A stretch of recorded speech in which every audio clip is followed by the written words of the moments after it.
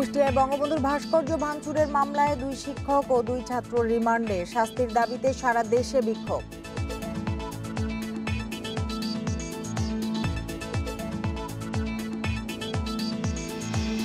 টাঙ্গাইলের ঘারিন্দা এলাকায় ঘন কুয়াশায় 2 ট্রাকের সংঘর্ষে নিহত 5, আহত 2 জনের অবস্থা আশঙ্কাজনক।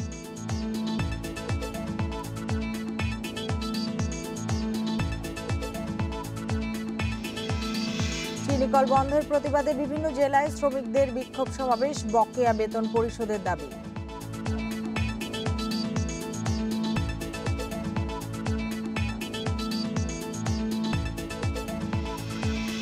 শীত জেঁকে বসার আগেই বেড়েছে ঠান্ডাজনিত রোগের প্রকোপ, সময় মতো হাসপাতালে নেয়ার পরামর্শ।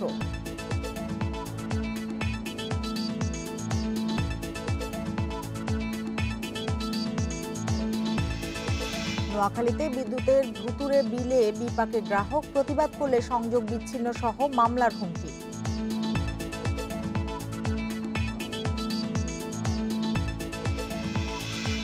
আমন্ত্রণ সমগ্র বাংলাদেশে, আপনাদের সঙ্গে আছি আমি সুমনা সিমি। এতক্ষণ জানাচ্ছিলাম শিরোনামগুলো, এবার জানাবো পুরো খবর। কুষ্টিয়ায় জাতির জনক বঙ্গবন্ধু শেখ মুজিবুর রহমানের ভাস্কর্য ভাঙচুরের ঘটনায় 4 আসামির বিভিন্ন মেয়াদে রিমান্ড মঞ্জুর করেছেন আদালত। তাদের মধ্যে 2 মাদ্রাসা শিক্ষককে 4 দিন এবং 2 ছাত্রকে 5 দিন করে রিমান্ডে দেওয়া হয়েছে। কুষ্টিয়ার অতিরিক্ত চিফ জুডিশিয়াল আদালতের বিচারক রেজাউল করিম শুনানি শেষে তাদের রিমান্ড মঞ্জুর করেন। এর আগে সোমবার আসামিদের আদালতে হাজির করে 2 মাদ্রাসা ছাত্রের 10 দিন এবং 2 শিক্ষকের 7 দিন করে রিমান্ডের আবেদন করেন মামলা তদন্ত কর্মকর্তা নিশিকান্ত সরকার। আসামিরা হলেন কুষ্টিয়ার জুগিয়া এলাকায় ইবনে মাসুদ মাদ্রাসার হেফজ বিভাগের ছাত্র আবু বক্কর ওরফে মিঠুন এবং সবুজ ইসলাম ওরফে নাহিন, একই মাদ্রাসার শিক্ষক মোহাম্মদ আলামিন এবং মোহাম্মদ ইউসুফ আলী। শুক্রবার গভীর রাতে কুষ্টিয়ার 5 মাথার মোড়ে বঙ্গবন্ধু নির্মাণাধীন ভাস্কর্য ভাঙচুর করা হয়। ওই ঘটনায় রোববার এই 4 জনকে গ্রেপ্তার করে পুলিশ। এই রিমান্ডে প্রেয়ার তারা দিয়েছেন, বাট কোর্ট তো রিমান্ড চাওয়ার সাথে সাথে রিমান্ড প্রদান নাও করতে পারেন। এটা হয়তো দিন পড়েছে রিমান্ড দিবে, এবং এই কেস হচ্ছে রিমান্ডে দেওয়ার মতো। যেহেতু যে এর অনেক ক্লু উদ্ঘাটন করার প্রয়োজন রয়েছে, এর অনেক তদন্তের স্বার্থে এই সমস্ত ক্লুগুলো তদন্তকারী কর্মকর্তার প্রয়োজন। এ নিয়ে আরো জানাতে এবার কুষ্টিয়া থেকে যোগ দিয়েছেন সহকর্মী মিলন উল্লাহ। আসামিদের এখন কোথায় নেওয়া হয়েছে, তাদের জিজ্ঞাসাবাদ শুরু হয়েছে কিনা, আর না হলে কখন নাগাদ হতে পারে? আসলে খবরে যেমনটি বলছিলেন, আসলে যে রিমান্ড আবেদন মঞ্জুর হওয়ার পরে কিন্তু বিশেষ পুলিশ প্রহরায় তাদেরকে নিয়ে যাওয়া হয়েছে পুলিশ হেফাজতে, এবং আমরা যতটুকু জানতে পেরেছি যে কুষ্টিয়ার যে পুলিশ লাইন সেখানে তাদেরকে রাখা হয়েছে। তবে আসলে তাদের জিজ্ঞাসাবাদ শুরু হয়েছে কিনা বা জিজ্ঞাসাবাদ কখন শুরু হবে এ ব্যাপারে এখন পর্যন্ত আমাদেরকে কোনো তথ্য দেয়নি পুলিশ, বা তারা এ ব্যাপারটি এড়িয়ে যাওয়ার চেষ্টাই করছেন, কারণ তদন্তের স্বার্থে তারা বলছে যে আসলে এটা এখনই কিছু বলা ঠিক হবে না। তো আসলে সকাল 11টায় তাদেরকে অতিরিক্ত পুলিশ প্রোটেকশনে এবং প্রোটোকলের মাধ্যমে কিন্তু তাদেরকে আদালতে তোলা হয়, এবং তার আগে কিন্তু আদালত এরিয়ায় 3 স্তরের যে নিরাপত্তা ব্যবস্থা সেটা রাখা হয়েছিল, এবং সেই কঠোর প্রহার মাধ্যমেই কিন্তু তাদেরকে আদালতে তোলা হয়। এবং আদালতের কুষ্টিয়ার সিনিয়র চিফ জুডিশিয়াল আদালতের যিনি বিচারক এনামুল হক, সেই এনামুল হকই কিন্তু এই শুনানি করেন যে এটাকে মেরামত করা বা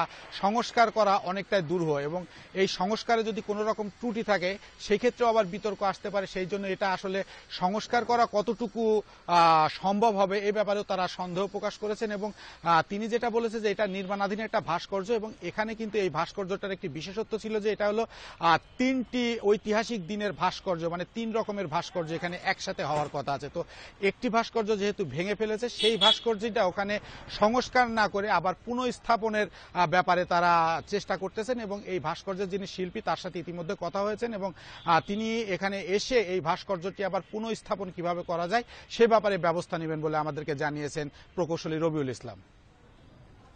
মিলন, আপনাকে অনেক ধন্যবাদ আমাদের সাথে যোগ দেওয়ার জন্য।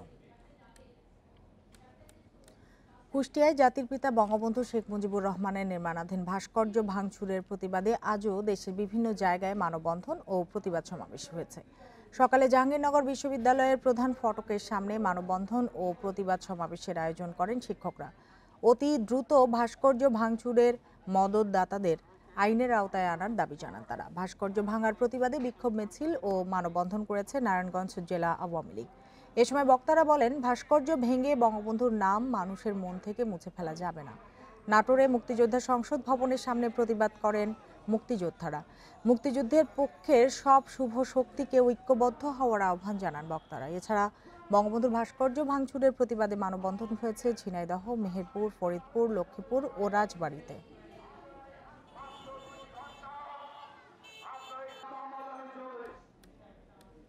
ঢাকা টাঙ্গাইল মহাসড়কে দুটি ট্রাকের সংঘর্ষে প্রাণ গেছে 5 জনের। ভোরে টাঙ্গাইলের ঘারিন্দা এলাকায় এ দুর্ঘটনা ঘটে।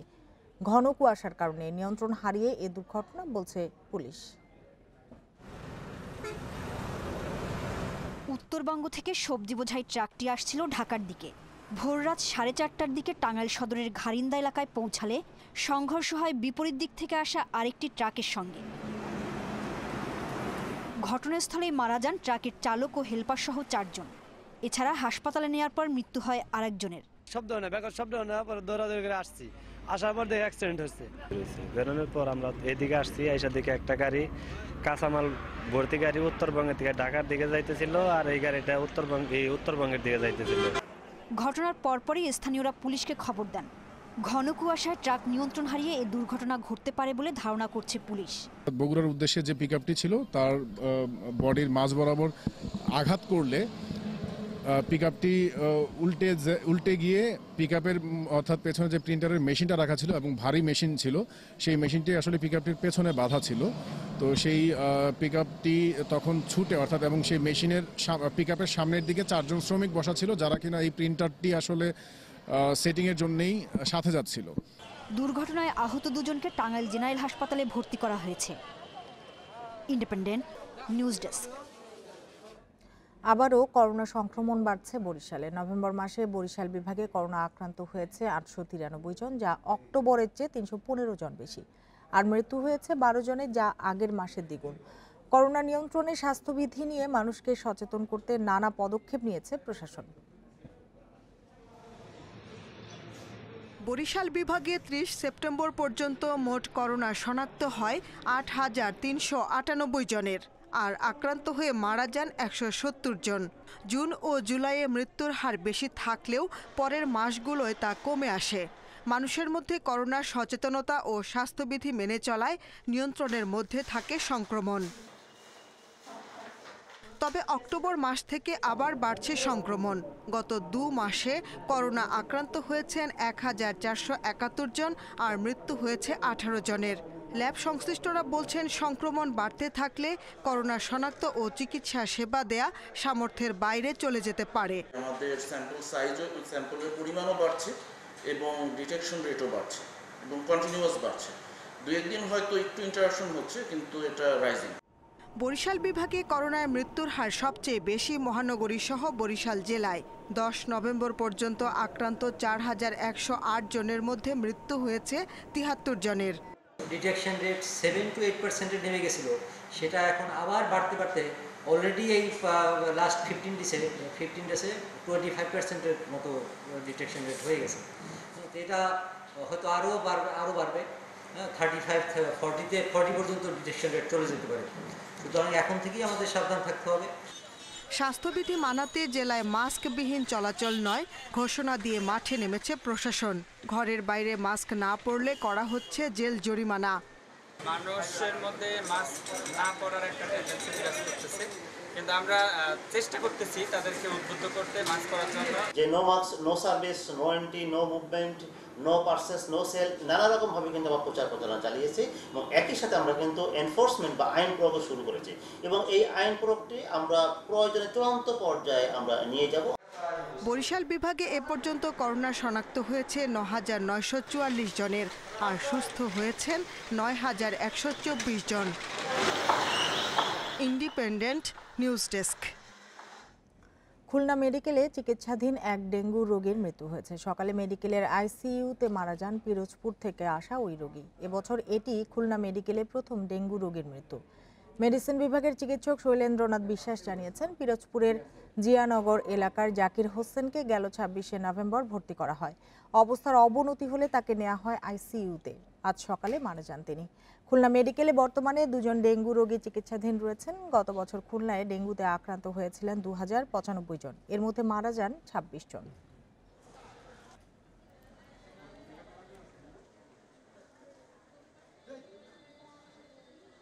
এই সময় আমরা কিছু রোগী পাচ্ছি এবং অলরেডি যে পেশেন্টটা আমাদের আজকে মারা গেছে, পেশেন্টটা গত মাসের ২৬ তারিখে আসছিল, আমাদের এখানে চিকিৎসাধীন ছিল এবং লাস্ট 48 আওয়ার্স কিন্তু সে আইসিইউ সাপোর্ট হয়েছিল। নারায়ণগঞ্জ থেকে ঢাকা হয়ে মুন্সিগঞ্জ পর্যন্ত সড়ক প্রশস্ত ও এলিভেটেড এক্সপ্রেসওয়ে নির্মাণ করবে সরকার। এজন্য ২,২০০ কোটি টাকার প্রকল্প অনুমোদন দিয়েছে জাতীয় অর্থনৈতিক পরিষদের নির্বাহী কমিটি একনেক। মঙ্গলবার প্রধানমন্ত্রী শেখ হাসিনার সভাপতিত্বে একনেক সভায় এ প্রকল্প অনুমোদন দেওয়া হয়। সভায় জানানো হয়, নারায়ণগঞ্জের পঞ্চবটি থেকে মুন্সিগঞ্জের মোক্তারপুর সেতু পর্যন্ত সড়ক সংস্কার এবং ৯.৫ কিলোমিটার এলিভেটেড এক্সপ্রেসওয়ে নির্মিত হলে যাত্রীদের সময় কমবে ৬৩% এবং যানবাহনের গতি বাড়বে প্রায় ৪.৫ গুণ। এ সময় কিছু প্রকল্পে বারবার মেয়াদ ও ব্যয় বাড়ায় বিরক্তি প্রকাশ করেন প্রধানমন্ত্রী। যথাসময়ে প্রকল্প শেষ করতে পদক্ষেপ নেওয়ার নির্দেশ দেন তিনি। একনেক সভায় কৃষি তথ্য সেবা আধুনিকায়ন প্রকল্প সহ ৩,৯০৩ কোটি টাকার মোট ৪টি প্রকল্প অনুমোদন দেওয়া হয়। আপনারা আছেন সমগ্র বাংলাদেশে। রাজধানীর ফুলবাড়িয়া সুপারমার্কেটে নকশা বহির্ভূত ৯১১টি দোকান উচ্ছেদে অভিযান শুরু হয়েছে। ব্যবসায়ীদের বাধার মুখে বেলা ১:৩০টার দিকে ঢাকা দক্ষিণ সিটি কর্পোরেশন ডিএসসিসি এই অভিযান শুরু করে। এর আগে কাঁদানে গ্যাসের শেল ছুড়ে ব্যবসায়ী ও কর্মীদের ছত্রভঙ্গ করে দেয় পুলিশ। সিটি কর্পোরেশন উচ্ছেদ অভিযানে গেলে সকাল ১১টা থেকে শত শত দোকান মালিক শ্রমিক মার্কেটের সামনে সড়কে অবস্থান নিয়ে বিক্ষোভ শুরু করেন। তাদের বাধার কারণে মার্কেটের বেসমেন্টের অবৈধ দোকান পর্যন্ত পৌঁছাতে পারেনি সিটি কর্পোরেশনের কর্মীরা। এ সময় পুলিশ গিয়ে তাদের রাস্তা থেকে সরিয়ে দেওয়ার চেষ্টা করলে দুপক্ষের মধ্যে সংঘর্ষ শুরু হয়, বাকবিতণ্ডা শুরু হয়। এসব নিয়ে আরও জানাতে যোগ দিয়েছেন সহকর্মী আদিলুর রহমান। চলে যাচ্ছি আদিলের কাছে। আদিল, দোকান উচ্ছেদের সবশেষ কি অবস্থা আর ব্যবসায়ীদের প্রতিবাদের জবাবে মেয়র কি বলেছেন? মেয়রের কোনো বক্তব্য আপনারা পেয়েছেন কিনা?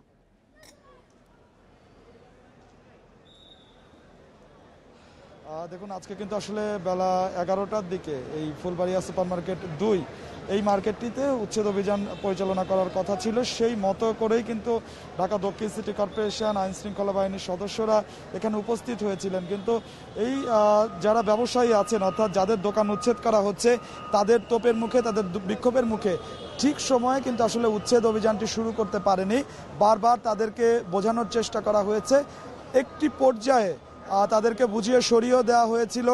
এরপরে ১:৩০টার পরে যখন ঢাকা দক্ষিণ সিটি কর্পোরেশন অভিযান শুরু করলো, যখন উচ্ছেদের অভিযানটি শুরু করেছে, তার পরপরই আমরা দেখেছি যে বিক্ষুব্ধ ব্যবসায়ীরা তারা আইন শৃঙ্খলা বাহিনীর সদস্য, গণমাধ্যম কর্মী এবং ঢাকা দক্ষিণ সিটি কর্পোরেশনের কর্মকর্তাদের লক্ষ্য করে কিন্তু আসলে ইট পাটকেল ছুটতে শুরু করে। এর পরপরই কিন্তু আসলে তাদের সেই পরিস্থিতি নিয়ন্ত্রণের জন্য পুলিশ টিয়ার শেল নিক্ষেপ করে। মোট কথা বলা যায় যে কিছুক্ষণের জন্য এই ফুলবাড়িয়া সুপারমার্কেটের সামনে কিন্তু আসলে একটি রণক্ষেত্রে পরিণত হয়। পরে একটি পর্যায়ে আইন শৃঙ্খলার বাহিনীর সদস্যরা বিক্ষুব্ধ ব্যবসায়ীদের সরিয়ে দিয়ে এই যে উচ্ছেদ কার্যক্রম, সেই উচ্ছেদ কার্যক্রমটি কিন্তু শুরু করে। এখনও কিন্তু উচ্ছেদ কার্যক্রমটি চলছে। আমরা সবশেষ ঢাকা দক্ষিণ সিটি কর্পোরেশনের যিনি প্রধান সম্পত্তি কর্মকর্তা রাসেল সাবরিন, তার সাথে আমি কথা বলেছি। তিনি আমাদেরকে যেমনটি আসলে জানিয়েছেন যে এখন যে অংশটিতে ভাঙা হচ্ছে, এটি যে ভবনটির সামনের অংশ এবং ভবনটির ভেতরে বেসমেন্টে কিন্তু আরও অসংখ্য দোকান রয়েছে। অর্থাৎ ৯১১টি দোকানের মধ্যে মাত্র কিছু দোকান আসলে এখন পর্যন্ত ভাঙা হয়েছে। বাকি দোকানগুলো কিন্তু আসলে ভাঙা হবে। কিছুক্ষণ পরেই কিন্তু এখানে আসবেন ঢাকা দক্ষিণ সিটি কর্পোরেশনের বর্তমান মেয়র শেখ ফজলে নূর তাপস। যদিও আজকে নগর ভবনে বাস রুট রেশনালাইজেশনের একটি বৈঠক ছিল, সেই বৈঠক শেষ করে সাংবাদিকদের সঙ্গে এক দফা কিন্তু কথা বলেছেন বর্তমান মেয়র, এবং তখন তিনি জানিয়েছেন যে এই যে দোকানগুলো ৯১১টি দোকান, এটি আসলে অবৈধ দোকান।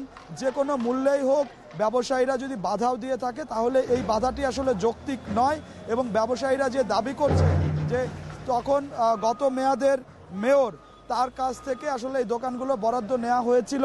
যদিও এটি অবৈধ দোকান, বর্তমান মেয়র হুঁশিয়ারি দিয়েছেন যে কোনোভাবেই হোক যে কয়েকদিন সময় লাগুক, অর্থাৎ একটি অবৈধ দোকানও এই মার্কেটে রাখা হবে না। তার কারণ মেয়র জানিয়েছেন যে দোকানগুলো এখানে করা হয়েছে সবগুলো দোকানই আসলে বেসমেন্টের জায়গা, পার্কিংয়ের জায়গা অথবা টয়লেটের জায়গা কিন্তু এই দোকানগুলো করা হয়েছে, মূল নকশার বাইরে গিয়ে দোকানগুলো করা হয়েছে। সেক্ষেত্রে আসলে কোনো অবৈধ দোকানই এখানে রাখা হবে না। কিছুক্ষণ পরে বর্তমান মেয়র এখানে আরও একবার আসবেন আমরা জানতে পেরেছি। যদিও ব্যবসায়ীরা আজকে দিনভর বিক্ষোভ করেছেন, তারা নানা স্লোগান দিয়েছেন এবং তারা বলেছেন যে এই দোকানগুলো গত মেয়াদের যিনি মেয়র তার কাছ থেকে আসলে নেওয়া হয়েছে, সিটি কর্পোরেশনকে তারা টাকা দিয়েছেন এবং কোনো দোকান 8 লাখ, 10 লাখ, 20 লাখ বা 40 লাখ টাকা পর্যন্ত এক একটি দোকান নেওয়া হয়েছে। যদিও গত মেয়াদের যিনি মেয়র ছিলেন সাইদ খোকন, তার সাথে আমাদের ফোনে কথা বলার সুযোগ হয়েছে। তিনি যেটি বলেছেন যে ব্যবসায়ীরা যে দাবি করছে সেটি আংশিক সত্য, অর্থাৎ ব্যবসায়ীরা সিটি কর্পোরেশনকে ভাড়া দিত। তবে এই যে ব্যবসায়ীরা দাবি করছেন যে 8 লাখ 10 লাখ টাকা বা বড় মোটা অঙ্কের একটি টাকা তারা সিটি কর্পোরেশন তাদের কাছ থেকে নিয়েছে বা সাইদ খোকন নিয়েছেন, এই বিষয়টি নিয়ে আসলে তিনি কোনো কিছু খোলাসা করেননি। তো আমরা সবশেষ পরিস্থিতি যদি আপনাকে আরও একবার একটু জানিয়ে রাখতে চাই যে এখনও অভিযান চলছে এবং এই অভিযানটি অব্যাহত থাকবে। আজকে যে আরও সময় কিছুক্ষণ পর্যন্ত অভিযান চলবে, এর পরপর আবার কিন্তু নতুন করে তারিখ ঘোষণা করবে দ্বিতীয় মেয়াদে অভিযানের। তো আমার কাছে ফুলবাড়িয়া থেকে এটি ছিল সর্বশেষ। ফুলবাড়িয়া থেকে অবৈধ দোকান উচ্ছেদের বিষয়ে জানাচ্ছিলেন আদিলুর রহমান। রাজনৈতিক ফায়দা লুটতে আওয়ামী লীগ সরকারই মৌলবাদকে উস্কে দিচ্ছে বলে মন্তব্য করেছেন বিএনপি মহাসচিব মির্জা ফখরুল ইসলাম আলমগীর। সকালে ঠাকুরগাঁওয়ে নিজ বাসভবনে সাংবাদিকদের সঙ্গে মতবিনিময়ের সময় তিনি আরও বলেন, দেশে মৌলবাদের উত্থান হয়েছে আওয়ামী সরকারের আমলেই, আর সব দায় চাপিয়ে বিএনপিকে নিঃশেষ করার চেষ্টায় ব্যস্ত আওয়ামী লীগ। মৌলবাদকে উস্কানি দিয়ে মৌলবাদকে প্রশ্রয় দিচ্ছে আওয়ামী লীগ, দিয়েছে। আজকে কেন এই সমস্যা তৈরি হয়েছে? ডাবল স্ট্যান্ডার্ড করলে তো এটা হবেই। তাদের যে মহাজোটের 14 দলের মধ্যে তাদের মধ্যে ইসলামিক মৌলবাদী দলগুলো নেই, তাহলে এই ধরনের ডাবল স্ট্যান্ডার্ড কথা বলে তো কোনো লাভ নেই। আমাদের সঙ্গে মৌলবাদের কোনো সম্পর্ক নেই, আমরা ধর্মীয় স্বাধীনতায় বিশ্বাস করি। নির্বাচনী আচরণবিধি লঙ্ঘনের মামলায় হাইকোর্টে জামিনের পর এবার ফরিদপুরের জজ কোর্ট থেকে জামিন পেয়েছেন ফরিদপুর 4 আসনের স্বতন্ত্র সংসদ সদস্য মুজিবুর রহমান চৌধুরী নিক্সন। দুপুরে ফরিদপুরে জেলা ও দায়রা জজ আদালতের বিচারক মোহাম্মদ সেলিম মিয়ার আদালত 2000 টাকা মুসলেকায় তাকে জামিন দেন। এর আগে এ মামলায় হাইকোর্ট থেকে আগাম জামিন নেন নিক্সন। গত 15 অক্টোবর নির্বাচনী আচরণবিধি লঙ্ঘন, দায়িত্বরত কর্মকর্তাকে গালি ও হুমকি দেওয়ার অভিযোগে সংসদ সদস্য মুজিবুর রহমান চৌধুরী নিক্সনের বিরুদ্ধে মামলা করে নির্বাচন কমিশন।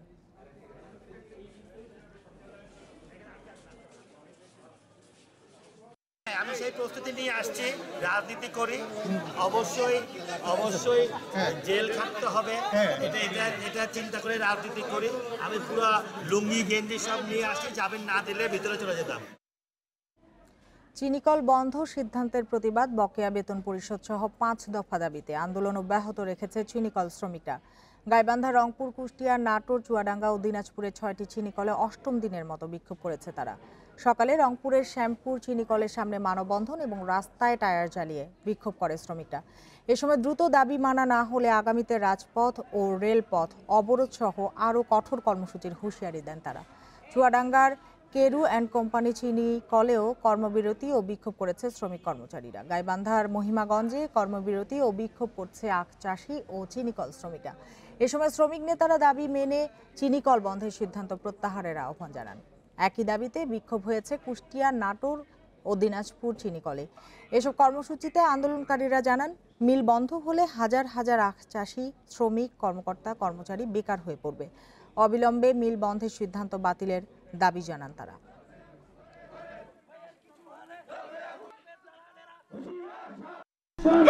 আমি এই কুশারে দশে গুণাবত করছি, আমি কুশার দেব না, আমি রাস্তা খালিও লাগছি, বলতে না আমি মারা যাব।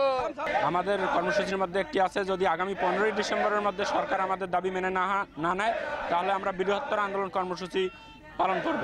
আমরা এখন পর্যন্ত কোনো নির্দেশনা পাইনি কার চাকরি থাকবে, কার চাকরি যাবে, কারো বন্ধ হবে কি হবে না, চাকরি যাবে, এরকম কোনো নির্দেশনা আমাদের কাছে নেই। তবে আমাদের শ্রমিক কর্মচারী কত আছে, কোন মাসে কত বেতন লাগে, দেনা পাওনা কার কি আসে না আসে, এই জাতীয় একটা চিঠি এসেছিল। যশোর শিশু উন্নয়ন কেন্দ্র থেকে পালিয়ে যাওয়া ৮ বন্দীর মধ্যে 4 জনকে উদ্ধার করা হয়েছে। কেন্দ্রের কর্মকর্তারা অভিভাবকদের সাথে যোগাযোগের মাধ্যমে তাদের উদ্ধার করেন। কেন্দ্রের তত্ত্বাবধায়ক জাকির হোসেন জানান, রোববার মাঝরাতে কেন্দ্রের 8 শিশু জানালা ভেঙে পালিয়ে যায়। এরপর তাদের উদ্ধারে কাজ শুরু করেন তারা। অভিভাবক ও সমাজসেবা অধিদপ্তরের কর্মকর্তা কর্মচারীদের সহায়তায় হৃদয়, দুর্জয়, রোহন গাজী ও মুন্না গাজীকে তাদের বাড়ি থেকে উদ্ধার করে কেন্দ্রে ফেরত আনা হয়েছে। এর মধ্যে 3 জনকে সোমবার রাতে ও 1 জনকে আজ সকালে উদ্ধার করে আনা হয়েছে। বাকিদের উদ্ধারেও অভিযান চলছে বলে জানিয়েছে কেন্দ্র কর্তৃপক্ষ।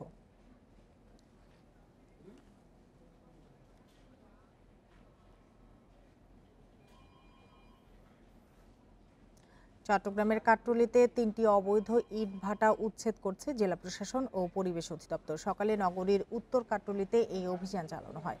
উচ্ছেদের সময় ইট ভাটার মালিক ও শ্রমিকরা পালিয়ে যাওয়ায় কাউকে আটক করা যায়নি। এছাড়া বন বিভাগের সংরক্ষিত উপকূলীয় বনাঞ্চলে তৈরি ভাটা গুড়িয়ে দেওয়া হয়েছে।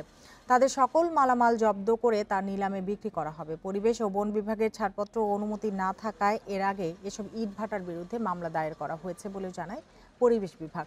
নিয়ম না মেনে ভাটা গড়ে তোলায় মালিকদের বিরুদ্ধে আইনগত ব্যবস্থা নেওয়া হবে বলেও জানিয়েছে পরিবেশ অধিদপ্তর। পর্যায়ক্রমে চট্টগ্রামে এ ধরনের সব অবৈধ ইট ভাটায় অভিযান চালানো হবে বলে জানিয়েছে প্রশাসন।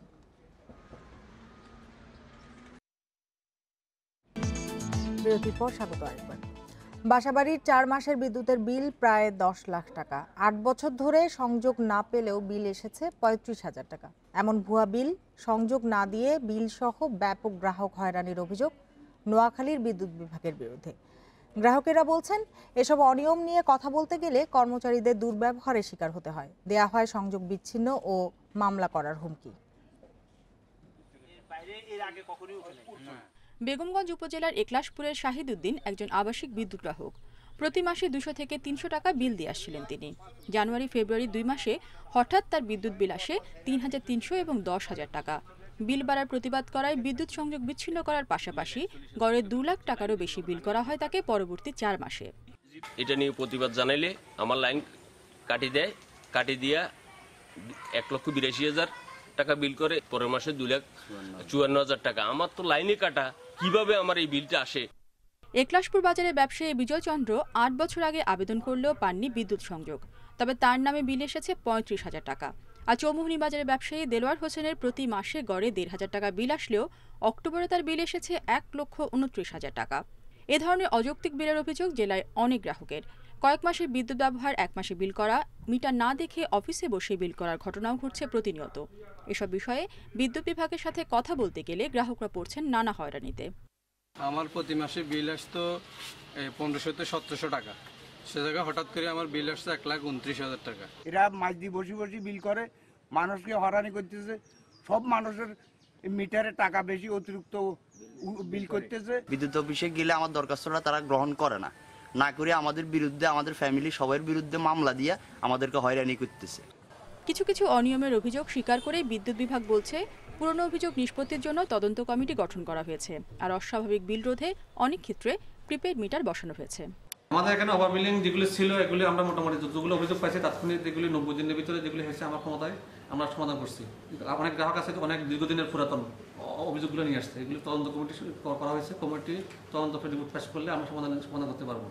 নোয়াখালীতে বর্তমানে বিদ্যুতের আবাসিক গ্রাহক 96,289 জন, আর বাণিজ্যিক গ্রাহক 16,566 জন।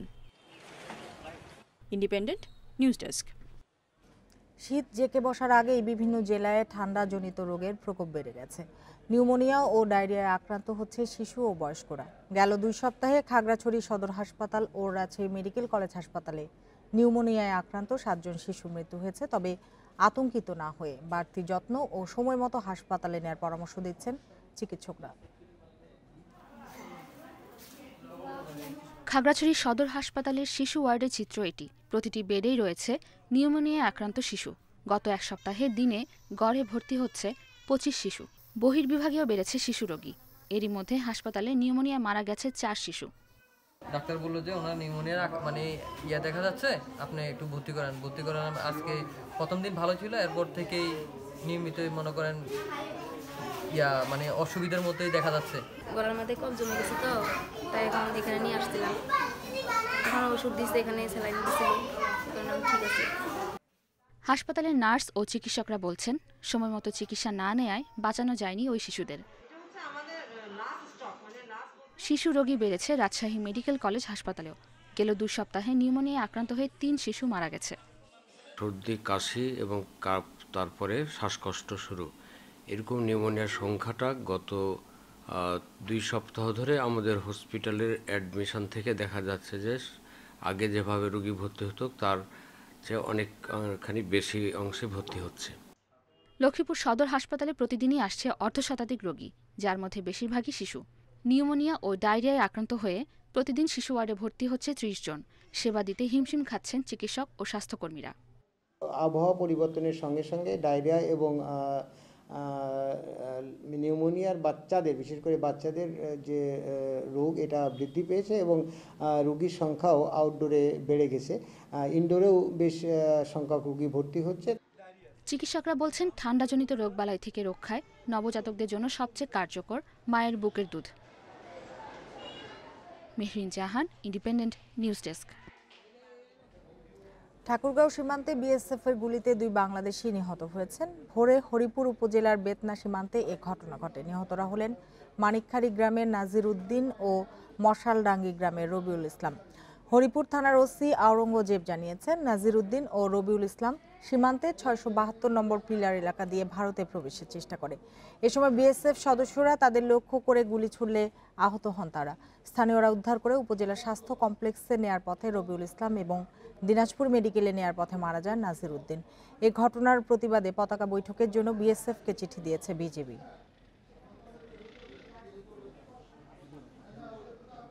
আপনারা আছেন সমগ্র বাংলাদেশে। ৭১-এর আজকের দিনে শত্রুমুক্ত হয় চাঁদপুর ও খাগড়াছড়ি জেলা। দিনটি স্মরণে নিজ নিজ জেলায় স্মৃতিসৌধে ফুল দিয়ে শহীদদের শ্রদ্ধা জানান মুক্তিযোদ্ধা সহ নানা শ্রেণী পেশার মানুষ।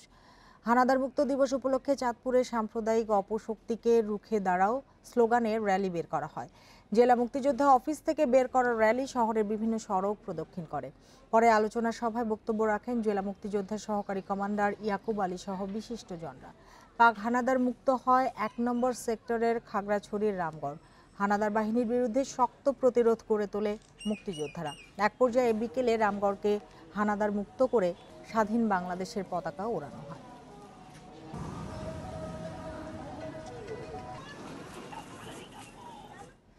একজন দৃষ্টি প্রতিবন্ধী নির্বিঘ্নে উঠে পড়ছেন কখনো নারকেল, কখনো সুপারি গাছে।